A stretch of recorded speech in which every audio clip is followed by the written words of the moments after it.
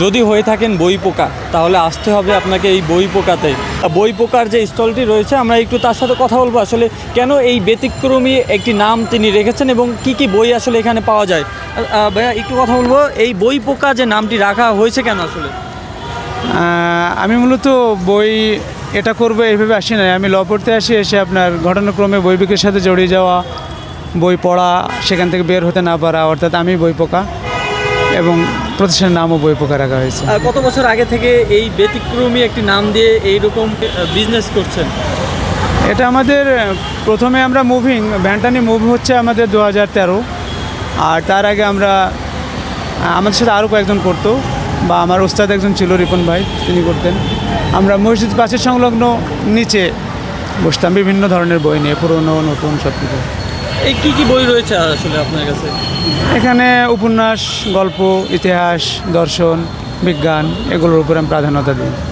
যতই প্রজন্ম আধুনিকের দিকে যাচ্ছে আমরা দেখছি বইয়ের প্রতি আগ্রহ হারাচ্ছে, কেন আসলে? আগ্রহ আছে বলছে, আপনি যদি এখন কোনো কিছু একটা জিনিস আমাদের দেখা যাচ্ছে, আপনি যখন হাতে অন্য জায়গায় সময় ব্যয় করা বা মস্তিষ্কটা খাটানোর জায়গা পাচ্ছেন, তখন আবার অন্য দিকটা আবার ছেড়ে দিতেও হয়। যখন আপনি ফেসবুক বা ইউটিউবে হয়তো এখনকার যুবকেরা বেশি সময় দিচ্ছে, সেখান থেকে আপনার বই পড়ার দিকে ওদিকটা ছেড়ে দিতে হবে। আপনি দুইটাই তো একসাথে নিয়ে কমিউনিকেট করতে পারেন, অবশ্যই পারা যাবে। আপনার অবশ্য রয়েছে যে আপনার পিডিএফে বা মোবাইলে বই পড়াটাও স্বাচ্ছন্দ্যবোধ করে না অনেকেই, কারণ এখানে চোখের পীড়া হয়, আর আপনার বইয়ের যে স্বাদ বা পূর্ণাঙ্গতা সেগুলো কোনোটাই হয়ে ওঠে না। আপনি বইটা পড়ে আমি শেষ করলাম, বইটা রেখে দিলাম, আবার কোন পৃষ্ঠায় রেখেছে যেন আমার একটা স্মৃতিতে মেমোরি কিন্তু থেকে যায়। কিন্তু আপনি মোবাইলে আপনি বইটা রেখে দিলেন, কোন এসবগুলো কোনো কিছুই অনুভবগুলো থাকে না, এই ফিলগুলো অনুভব করা যায় না। 90 দশকের মানুষ তারা বলে আসলে বইয়ের যে একটা নতুন বইয়ের গন্ধ, সেই গন্ধতেই তারা আসলে আনন্দ পায় নতুন বই খোলার জন্য, বই পড়ার জন্য। বর্তমান আধুনিক সমাজ যে পিডিএফ থেকে শুরু করে আধুনিকতায় যাচ্ছে, এর ভালো দিক কী কী রয়েছে এবং খারাপ কী দিক রয়েছে আপনি কি মনে করেন?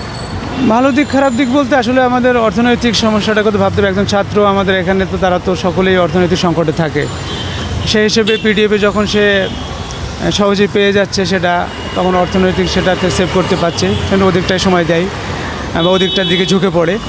তো অর্থনৈতিক সমস্যাটা মূল কারণ। আর এখন হচ্ছে পিডিএফে যারাই পড়ে তারাই হচ্ছে আবার এখানে এসে ক্লান্তিবোধও করে যে না, এটা বইয়ে পিডিএফে আমিও পড়েছি, এটা হয় না, বইটাতেই হচ্ছে বইয়ের পড়ার স্বাদটা ভালোভাবে পাওয়া যায়। কোন শ্রেণীর মানুষ এখানে বেশিরভাগ আসে তারা বই কিনতে? অবশ্যই স্টুডেন্ট বেশি, তারপর মধ্যবয়সী, আর বিভিন্ন শ্রেণী আছে। স্টুডেন্টের মধ্যবয়সী এরাই বেশি। কোন বইয়ের চাহিদা এই মুহূর্তে বেশি, সাধারণ মানুষ কিনছে? বেশিরভাগ আমাদের ইতিহাস, রাজনীতি এগুলোর উপর, এবং উপন্যাস, গল্প সবসময় বেশি চলে।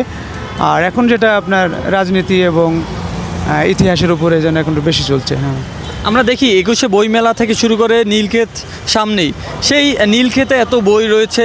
বই মেলাতে প্রতি বছর বই বিক্রি হয় এক মাসের মতো, কিন্তু এই যে বইয়ের মেলা, এই যে অস্থায়ী যে বই মেলা বা আপনার বই নিয়ে বসছেন, কি মনে হয় সাধারণ মানুষ আসে কেন আসলে আপনার কাছে?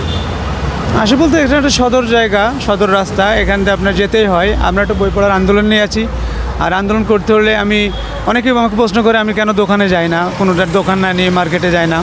তো আমি তো বিজনেসের তাগিদে এটা করি না, বিকাশের তাগিদে, বিকশিত হওয়া, বিকাশ করা, এটা আমাদের কাজ। আর সেখানে রাস্তা বা রাজপথই হচ্ছে প্রচার প্রসারের জন্যে উত্তম জায়গা। সেখানে বাজার বা মার্কেটে যে যত বড় জায়গায় হোক, বড় দোকানই হোক, এতটা প্রভাব বিস্তার করা যায় না। আমার বই পোকা যতটা প্রভাব বিস্তার করতে পেরেছি, তো সেই জন্য আমি রাস্তায় আছি। রাস্তায় সারা বাংলাদেশকে আমি এখানে পাই। বইয়ের নেশা খারাপ, মানে বই পড়ে উদাস হয়ে যাওয়া বা পাগল হয়ে যাওয়া, এটা আমিও পড়ছি, কিন্তু এরকমের মনে হয়নি কখনো, বা এরকম হওয়ার কথা না। একজন বই পড়া মানুষ অবশেষে তার বর্তমান অবস্থা থেকে ভবিষ্যতে আরও বেশি ভালো হবে, আমি এটা দাবি করি, যারা প্রকৃত বই পড়ে এবং জ্ঞানটাকে ধারণ করে। হয়তো আছে অনেক ধরনের বই আছে, হতাশাজনিত বই, যেমন আমাদের ভারতীয় দর্শন আছে, যেগুলো স্পিরিচুয়ালের আসক্তিতে অনেকে ডাইভার্ট হয়ে যায়। হ্যাঁ, কনসেপ্টের স্বচ্ছতাটা থাকে না।